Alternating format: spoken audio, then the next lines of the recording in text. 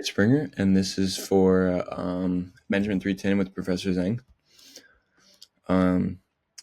You're given the prompt, and for session 10, I said, here's a prompt to the assignment I need to work through.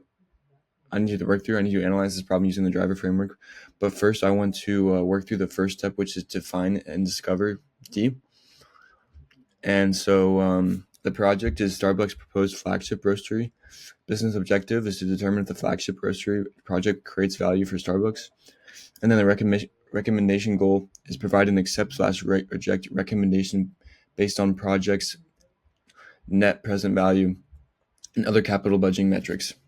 This recommendation must be supported by the full driver analysis.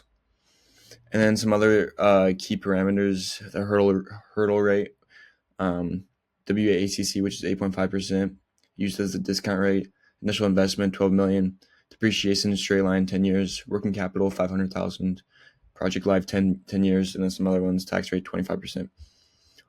And then some cash flows and inputs. Revenue for the first year is $8 million, years 2 through 5 is $11 million, and then years 6 through 10 is $9 million. Cost of goods sold is 40% of revenue throughout all the years.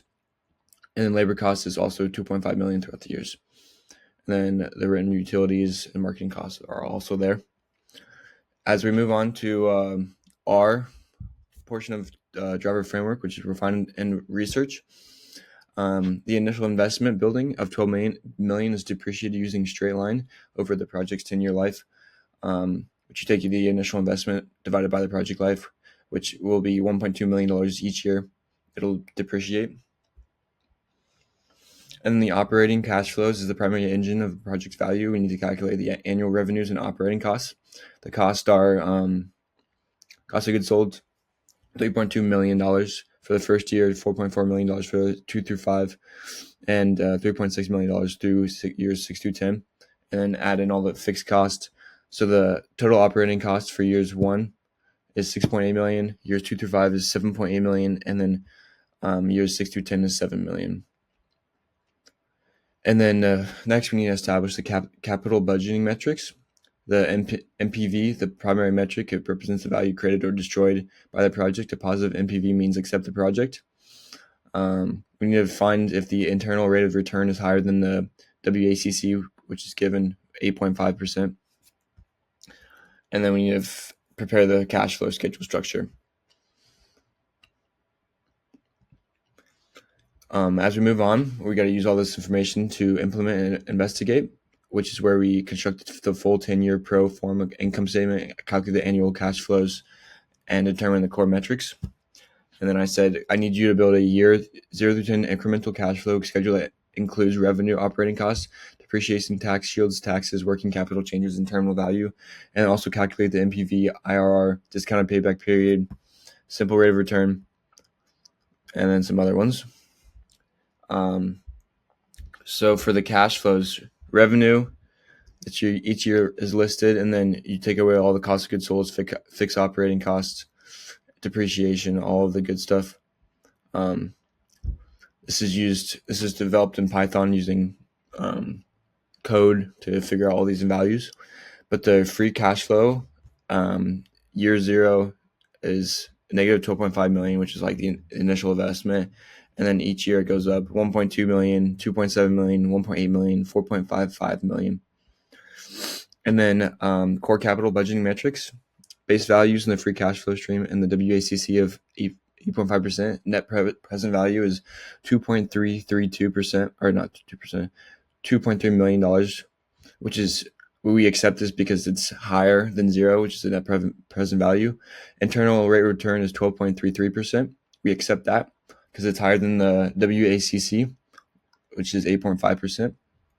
And then the profitability index is 1.19%, which is also good because that's above 1. Payback period for the initial investment is 5.37 years, and then the discounted payback period is 6.24%. Conclusion for the base case: the project is financially acceptable based on all discounted cash flow metrics. This positive NPV of 2.33 million confirms that the project creates value above and beyond the cost of capital required. The IRR validated. The IRR is about 3. Yeah, so the IRR is 12.33% higher, or significantly exceeds, significantly exceeds the 8.5% hurdle rate. Um, Cincinnati analysis: when revenue is reduced by 20%, which is the worst case scenario, if all revenues are uniformly 20% lower than the base case, years 2 to 5 revenue would be 8.8 million, and the new NPV value would be negative 3.73 or $373,723, which is not good because it's below zero. And the new IRR is 7.9%, which is also below the WACC of 8.5%, which is not good. So worst case scenario, we're losing money, and the internal rate of return is below the WACC. If the WACC was plus or minus 2%, we have our regular base case, NPV 2.3 with 8.5%. If WACC was at 6% or 6.5% instead of 8.5%, we'd have a new NPV of 4,179,000. We'd still have the same IRR. And if the WACC was 10.5%, then our new NPV value would be 786,000. So worst are the best case scenarios when WACC is 6.5%, and worst case is when it's 10.5%, or when revenue drops 20%. Yeah. And then as we move on to E portion of driver, endorse and explain. The base case analysis strongly supports the project, showing a positive net present value of $2.3 million in internal rate of return of 12.3%, which is significantly higher than the 8% hurdle rate that we used in the beginning. The project is expected to create value for Starbucks to shareholders.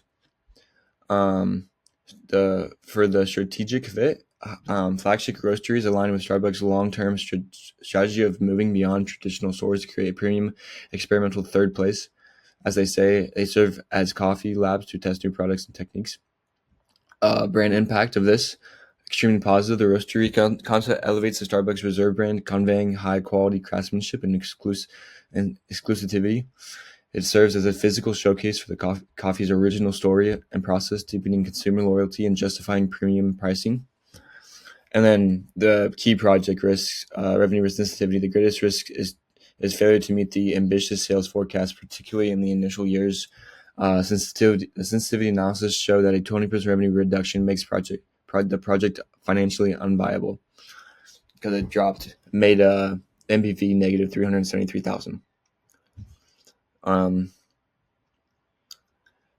Let's see here. Revenue risk. The year one marketing budget is higher, suggesting an initial push. Management must aggressively track key performance indicators, KPIs like foot traffic, average ticket size, conversion with this roastery.